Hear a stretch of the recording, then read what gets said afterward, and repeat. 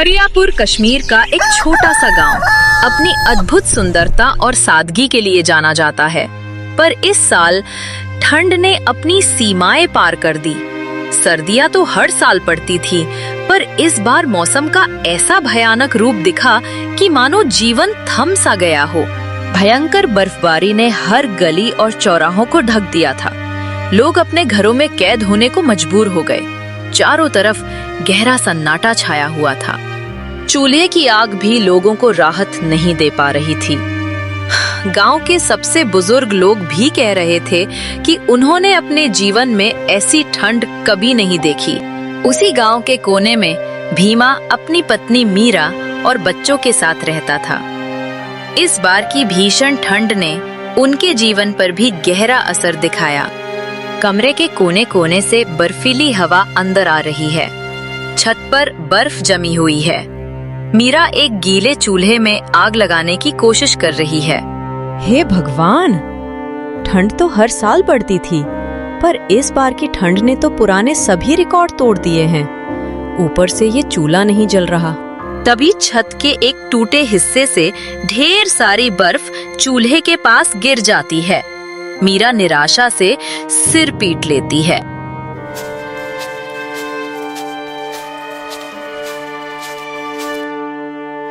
अरे मीरा, क्या तुम अब तक रसोई में लगी हो? बच्चे कब से भूखे बैठे हैं?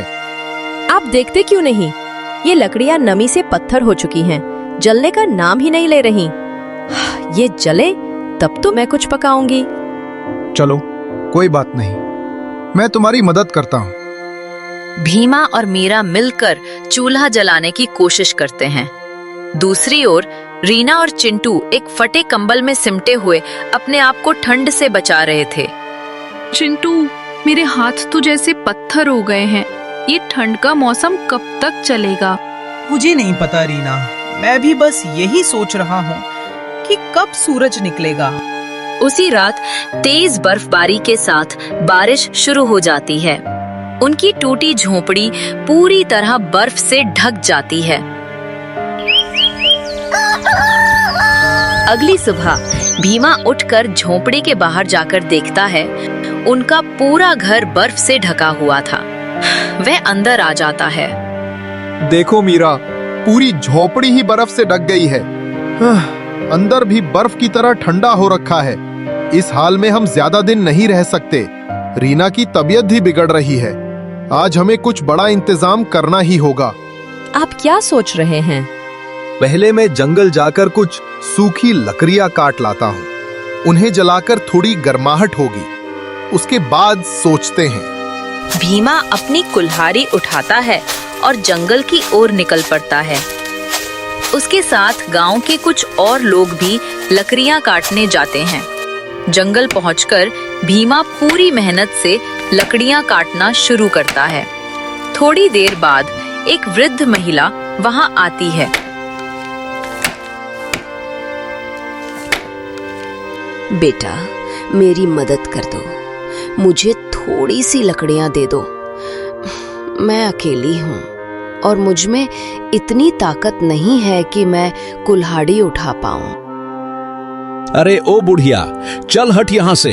इस जानलेवा ठंड में अपने लिए ही लकड़ियां नहीं जुटा पा रहा हूँ तो तुझे कहाँ से दे दूंगा? बेटा, इस बुढ़िया की मदद कर दो। अम्मा, कहाँ से दूं? यहाँ खुद के लिए ही लकड़ियां पूरी नहीं हो पा रही हैं। तुम जाओ यहाँ से। बूढ़ी औरत उदास होकर वापस जाने लगती है। तभी भीमा उन्हें आवाज देता है। अरे अम्मा, रुको! आपने मुझे बुलाया था? हाँ बेटा, पर मैंने सोचा जैसे सबने मना कर दिया वैसे ही तुम भी मना कर दोगे। अरे नहीं अम्मा, आपको लकड़ियां ही चाहिए ना? आप मुझसे मांग लेती, मैं अपने लिए दूसरी लकड़ियां काट लूंगा। भगवान तुम्हारा भला करे। बस बेटा, इन लकड़ियों को मेरी झोपड़ी तक रखवा दो। मैं इन्हें उठा नहीं पाऊंगी। भीमा लकड़ियों की गठरी उठाकर उस बूढ़ी अम्मा के घर की तरफ चल देता है।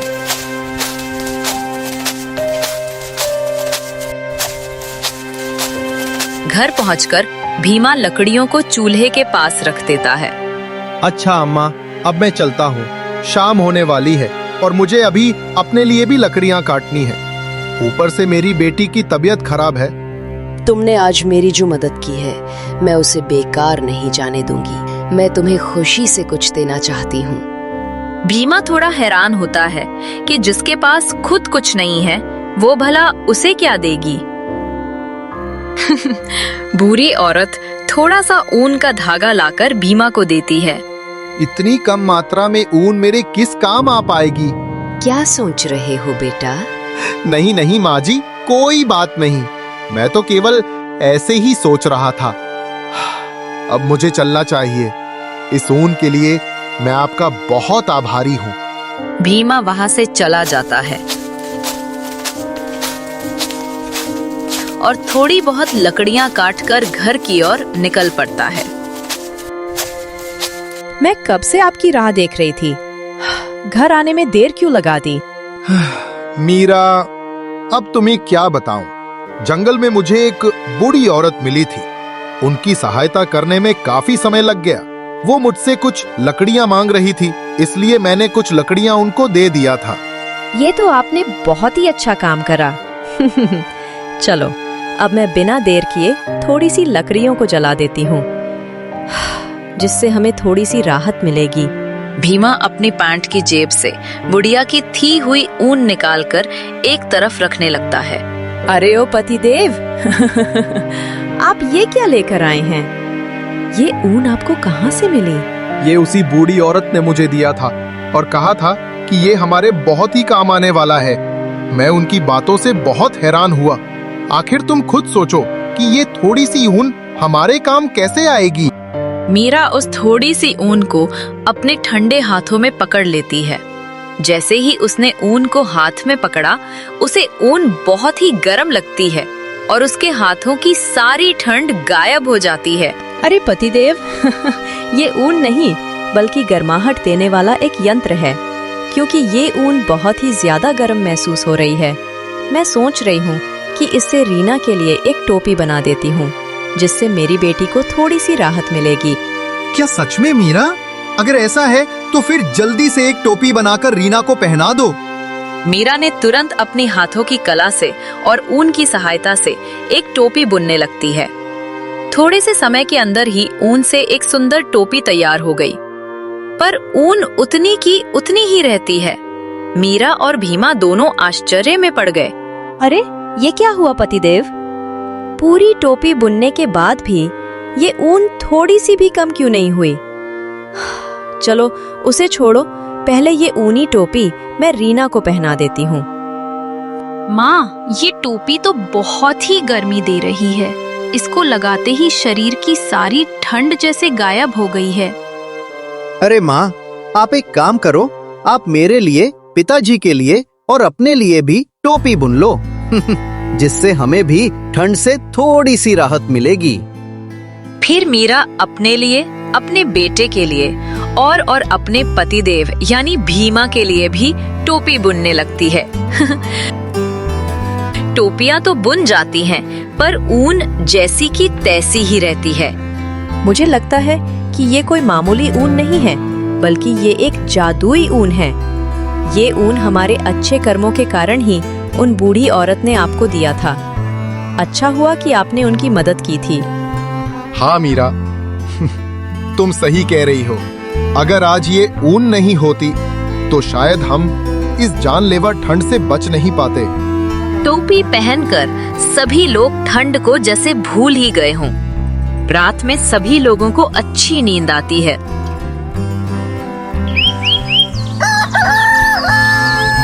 सुबह होती है। अरे पतिदेव, हम ठंड से तो बच गए, लेकिन इस दर्दनाक भूख से कैसे बचेंगे? कल से हमने कुछ भी नहीं खाया।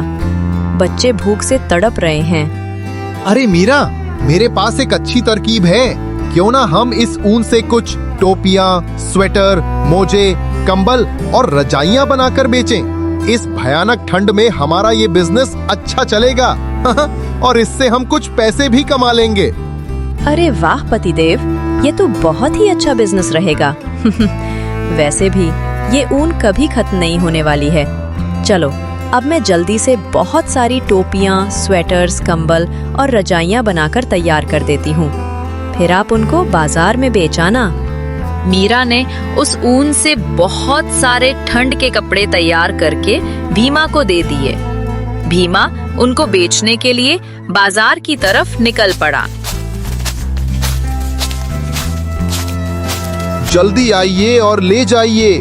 ठंडी से बचने के लिए हाथों से बुनी ऊनी हुई गर्मा गर्म टोपियां, स्वेटर, कंबल और रजाइयां, वो भी बहुत ही सस्ते दाम में। लोग ये सुनकर भीमा की दुकान की ओर आकर्षित होते हैं। अरे भाई, मुझे ये लाल रंग वाली टोपी चाहिए।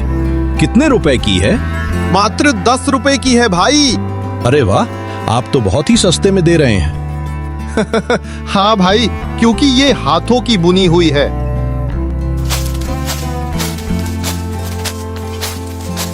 अरे भैया, मुझे कंबल दे दो।